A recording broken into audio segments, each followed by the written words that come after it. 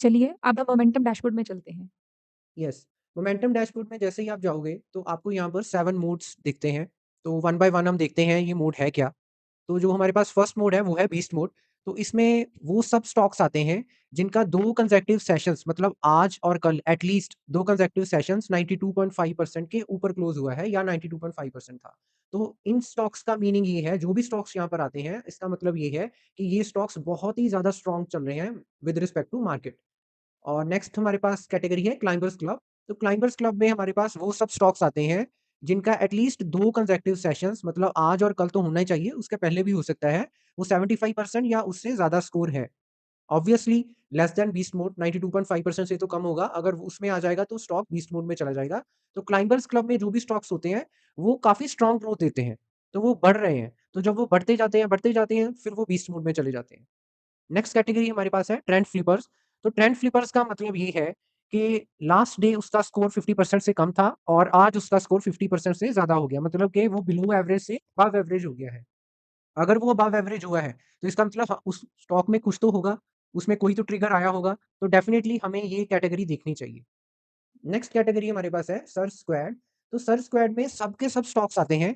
इसका सिर्फ एक क्राइटेरिया है कि एटलीस्ट 5% का मोमेंटम में जंप आना चाहिए। तो जो भी स्टॉक्स हैं, जिन्होंने लास्ट डे से आज तक 5% का जंप दिया है, वो सब स्टॉक्स इसमें आएँगे। और ये सब स्टॉक डिसेंडिंग ऑर्डर में सॉर्ट हुए होते हैं। डिसेंडिंग ऑर्डर का मीनिंग ये है कि सबसे ऊपर वो स्टॉक आएगा, जहाँ पर सबसे ज़्यादा रीसेंट मूव आया है। देखिए इसमें 50% का मूव आया, मतलब इसमें कुछ तो होगा कि ये 50% का मोमेंटम में मूव आया है, प्राइस में नहीं, मोमेंटम में। गाइडिंग स्टेयर्स में आपको सिर्फ मोमेंटम ही दिखेगा, प्राइस नहीं दिखेगा क्योंकि हम प्राइस देखते ही नहीं हैं। हमारा मेन मोटिव मोमेंटम के ऊपर एंट्री लेना और मोमेंटम के ऊपर ही एग्ज़िट करना है।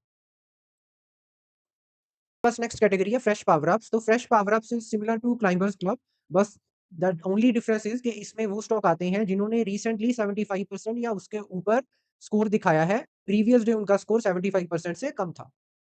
फ्रेश एलीट्स में हमारे पास वो सब स्टॉक्स आते हैं जिन्होंने आज के दिन 95% ज़ोन में एंटर करा है, 95% या उससे ज़्यादा, और प्रीवियस डे उनका स्कोर 95% से कम था। अगर ये 95% के ऊपर वाले जो भी स्टॉक्स हैं, तो ये बहुत ही ज़्यादा स्ट्रॉन्ग स्टॉक्स होते हैं, ये बहुत ही स्ट्रांगली चल रहे हैं मार्केट में। विद रिस्पेक्ट टू मार्केट, ये बहुत ज़्यादा रिटर्न्स दे रहे हैं। हमारे पास नेक्स्ट कैटेगरी है फ्रेश बियर्स। तो फ्रेश बियर्स में हमारे पास वो सब स्टॉक्स आते हैं जो आज के दिन बिलो 50% चले गए हैं। इसका मतलब ये है कि अगर किसी के पास ये सब स्टॉक्स हैं, तो उनको ये एग्ज़िट कर देने चाहिए, उनको नहीं रखना चाहिए। तो ये बिल